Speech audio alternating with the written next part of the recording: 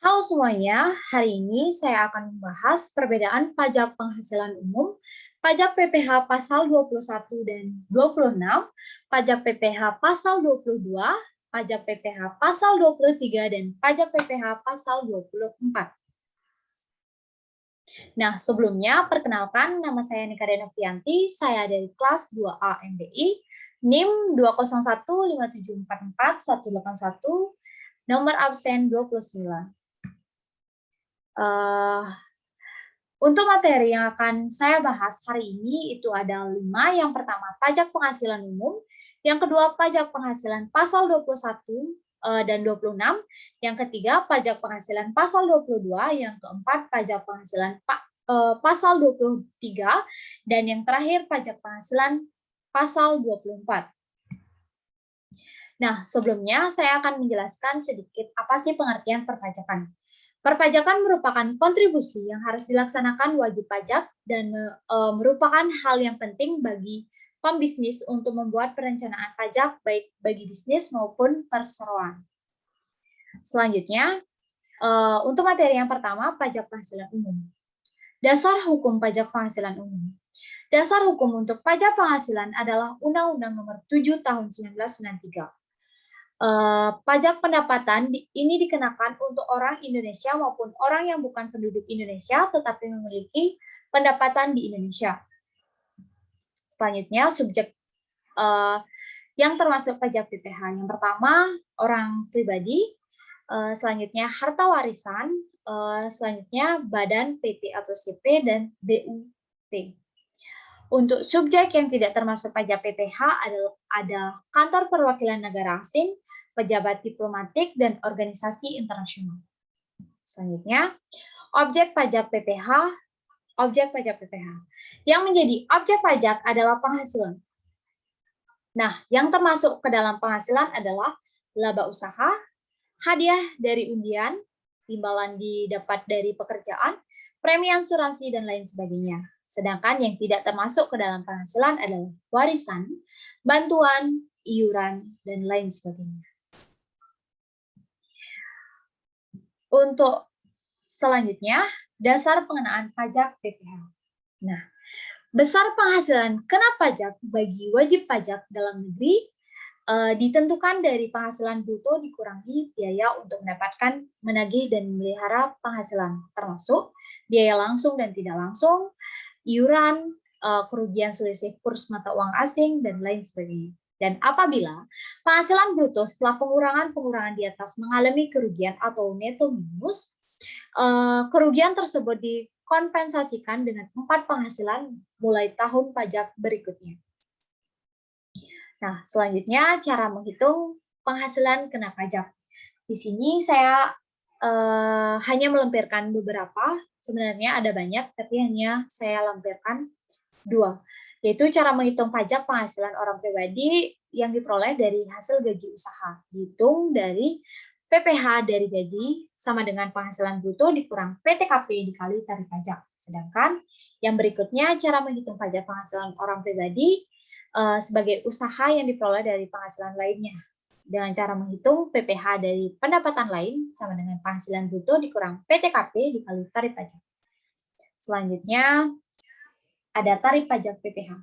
Berdasarkan pasal 17 ayat 1 Undang-Undang PPh, perhitungan tarif pajak pribadi menggunakan tarif progresif. Dengan ketentuan besar tarif adalah 5% untuk penghasilan sebagai dengan 50 juta per tahun, 15% untuk penghasilan 50 juta sampai 250 juta per tahun, 25% untuk penghasilan 250 juta sampai 500 juta per tahun, dan yang terakhir 30% untuk penghasilan di atas 50 juta per tahun. Nah, selanjutnya untuk bab kedua, pajak penghasilan pasal 21 dan 26. Pengertian pajak pasal 21. Pasal 21 adalah pajak yang dibebankan atas penghasilan berupa gaji, upah, honor, tunjangan, dan bayaran lainnya. Nah, apa saja sih yang termasuk wajib pajak dan bukan wajib pajak PPh pasal 21? Yang pertama, wajib pajak PPh pasal 21, yaitu pegawai, olahraga, agen iklan, pengawasan, dan petugas di dinas luar asuransi. Dan yang bukan termasuk wajib pajak PPh 21 adalah pejabat perwakilan diplomatik, pejabat perwakilan organisasi internasional yang ditetapkan Menteri Keuangan. Selanjutnya, pemotongan pajak PPh pasal 21 dan 26. Untuk pemotongan PPh pasal 21 dan PPh pasal 26 orang pribadi dan badan, cabang perwakilan atau unit dalam hal yang melakukan sebagai atau seluruh administrasi yang terkait dengan pembayaran gaji, upah, honor, tunjangan, dan pembayaran lainnya. Selanjutnya, biaya jabatan dan biaya pensiunan. Biaya jabatan yang besarnya adalah 5% dari penghasilan bruto, setinggi-tingginya 500.000 sebulan dan 6 juta setahun. Biaya pensiunan yang besarnya adalah 5% dari penghasilan bruto, setinggi-tingginya 200.000 sebulan dan 2.400.000 setahun. Untuk penghasilan tidak kena pajaknya, saya lampirkan di sini. Akan saya skip ya untuk mempersingkat waktu. Dan ini juga cara penghitungannya bisa dilihat. Ini hanya beberapa dari penghitungan yang lainnya. Selanjutnya ada pajak penghasilan pasal 26. Pajak penghasilan pasal 26 adalah pajak penghasilan atau penghasilan yang diterima atau diperoleh wajib pajak luar negeri dari Indonesia selain penghasilan usaha yang diperoleh melalui BUT di Indonesia. Untuk wajib pajak PPh pasal 26 terdiri dari pegawai, agen iklan, pengawasan, atau pengelolaan proyek, dan lain sebagainya. Selanjutnya, objek PPh pasal 26. Penghasilan yang dipotong pajak penghasilan pasal 26 terdapat wajib pajak luar negeri di Indonesia adalah meliputi penghasilan diterima atau diperoleh pegawai tetap, penghasilan yang diterima atau diperoleh penerima pensiunan secara teratur. Dan untuk bukan objek pajak PPh pasal 26, yaitu pembayaran manfaat atau santunan asuransi dan beasiswa yang memenuhi persyaratan tertentu. Selanjutnya, tarif pajak PPh pasal 26. Untuk tarif pajak sendiri dikenakan terhadap WP luar negeri adalah sebagai berikut. Dan ini sudah ada juga contoh perhitungan pajak PPh pasal 26. Selanjutnya, pajak penghasilan pasal 22. Dasar hukum, PPh pasal 22 merupakan pembayaran pajak penghasilan dalam tahun berjalan yang dipungut oleh bendahara pemerintah, baik pemerintah pusat maupun pemerintah daerah, instansi atau lembaga pemerintah, dan lembaga-lembaga negara lainnya. Dasar hukumnya adalah Undang-Undang RI Nomor 36 Tahun 2008. Selanjutnya, pemungutan pajak PPh pasal 22. Pemungutan pajak sebagaimana dimaksud dalam pasal 22 Undang-Undang Nomor 7 Tahun 1983 dengan Undang-Undang Nomor 36 Tahun 2008 adalah Bank Devisa, Direktur Jenderal Perbendaharaan, Badan Usaha Milik Negara, dan lain sebagainya. Untuk pengelompokan PPh pasal 22 sendiri, yaitu PPh pasal 22 bendahara, PPh pasal 22 impor, dan PPh pasal 22 yang dipungut badan-badan tertentu. Selanjutnya, objek pajak PPh pasal 22 yaitu meliputi import barang, pembayaran atas pembelian barang yang dilakukan oleh BUMN, yang dananya dari belanja negara atau belanja daerah. Sedangkan untuk objek pajaknya dikecualikan dari PPh pasal 22. Yaitu import barang atau penyerahan barang yang berdasarkan ketentuan peraturan perundang-undangan, barang untuk keperluan penelitian dan pengambilan ilmu pengetahuan. Selanjutnya, tarif pajak PPh pasal 22.